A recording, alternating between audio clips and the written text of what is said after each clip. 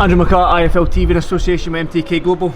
I'm here in Sheffield. With me I've got Liam Williams. Liam, geez man, you've got two gym mates on the card right now. I mean, the Ingles gym's flying at the moment, but talk to me about Kid Galahad and Kelbrook and how they've been in this camp.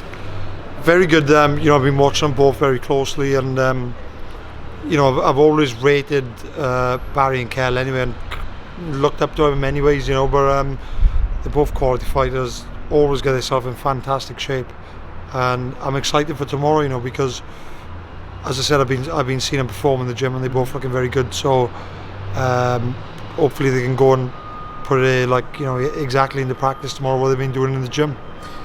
I spoke to Kid Galahad and Kel yesterday, and Dom off camera a little bit, and I said to Dom, right now you've got three people in the gym, you, yourself, Barry and Kel, that are vying for world title. If Kel and Barry obviously get through Saturday night, you three are there or thereabouts at this world level now. World titles could be happening this year at some point. Potentially by the end of the year there'll be three world titles in the Ingles gym. So yes, I'm very proud to be a part of it all, and I just need to make sure I stick to my end of the deal and bring one back.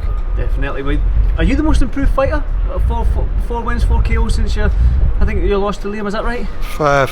5, is it? Yeah, 5 fights, 5 KOs. I definitely feel I've improved a lot. I've obviously improved, but on the other hand, it's a case of I've just I've dusted myself off and rededicated myself and changed things in my personal life, and obviously in my training. I've taken myself away from home. Taking yourself out your comfort zone. And yeah, definitely. And I've just when I'm here, I'm just in the gym. I go back, I lay in bed all day. I eat the right foods, and I'm just doing everything right. And when I was involved in them fights with Liam Smith, I started to get a bit fed up boxing. I started getting a bit pissed off, to be honest with you, and I was just like, I've kind of made a year, I've done well, I've made a bit of a name for myself. Fuck it, and it's a shit attitude to have, but that's kind of where I was at, and then I took them losses, and I thought, they actually hurt. So that's when I realised how much I actually love boxing, and I wanted to get back to the top. So here I am. I'm in a great position now, and I'm certain that I'll fight for a world title this year. Hopefully, my next fight.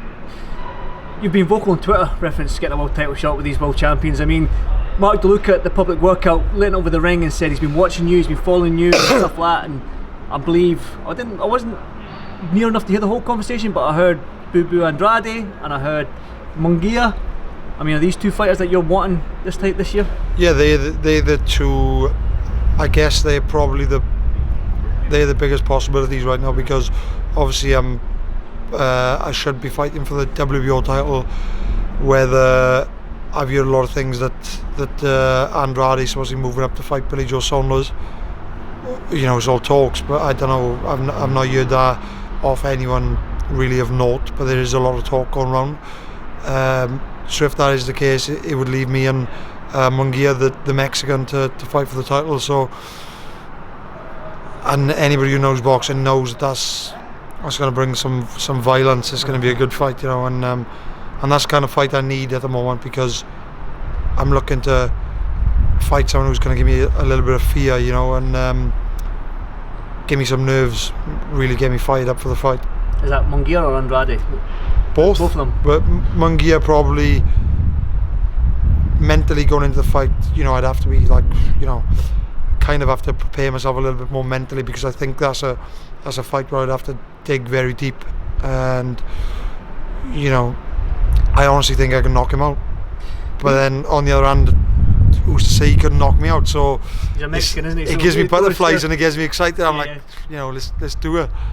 You seem excited about it. Yeah. But are you the type of fighter that, obviously Andrade is the champion, do you want to take the belt off a champion, or you a vacant title? Does that get you up for it a bit more? Yeah, I know exactly what you're saying. I would like to, if I could just map up my own career and stuff, I would like to go and take a title off a champion. But does it really matter? Because you could say, although Munguia's not middleweight world champion, he's yet to be beaten in 35 fights, and he was light middleweight world champion. So he's a world champion in his own right. Do you know what I mean? And you know, it's a tough fight. So I don't think anybody have any problems with me winning a title if it was up against him. You know, it's a very hard fight. World champion, isn't it? Yeah, exactly. It doesn't matter to me. As long as that belt comes home with me, I'm an happy man. Whether it's, I couldn't care less who I get it from. Are these fights going to happen next, or like obviously you've been waiting patiently, you've been vocal on Twitter and stuff like that, but if these fights don't happen in the middle of the year, are you just looking for a tune-up fight, or are you still wanting one of them world level opponents, fringe world level opponents to? Yeah, I want one. Very busy, I want one in my next fight, and you know who that is, I don't care. I'd fight Canelo or Golovkin in my next fight. I really don't care, but I just want a big challenge and a world title fight. If it doesn't happen next, then I'm not just going to be taking a knockover opponent. Just keep busy. I want a real fight. Somebody inside the top 10. And if I don't have a world title fight next, then I'm gonna really push to get a fight in Cardiff, because I've not fought in Cardiff for some time now, and I think I deserve that, to be honest with you. World title fight will be in the States, you think, if you get it? Yeah, I'm guessing so. Yeah. I mean, obviously you've been vocal on Twitter and all this sort of stuff. I've got to mention a comment that Okolie mentioned, and that you were very vocal, and sort of like what Okolie said, you took offence to it and stuff like the Ingles Pringles thing. I mean, yeah. You got any thoughts on that? Do you know what it is for me? It's the fact that these people are just jumping on the bandwagon. To be honest, they don't know shit from clay. They just, like, as I said, they're hopping on the bandwagon and just jumping to conclusions. But and then you get people labelling me for, you know, at the end of the day, I've got my recent results and my good performances come from my hard work and my team's hard work. Nothing more, nothing less. And I'm not going to get labelled as any kind of cheat, though. You know, it doesn't really matter to me what people think. Like, the people who matter most know the crack, and it's just, I just don't want to get labelled for other people's slip-ups, you know. Yeah, definitely. Well said. Well, Liam, I won't keep you much longer. Thanks for this for Phil TV. Hopefully you get that world title shot this year, and enjoy the fights on Saturday night. Thank you, Thanks appreciate so much, it. Liam. Thank Cheers, you. pal.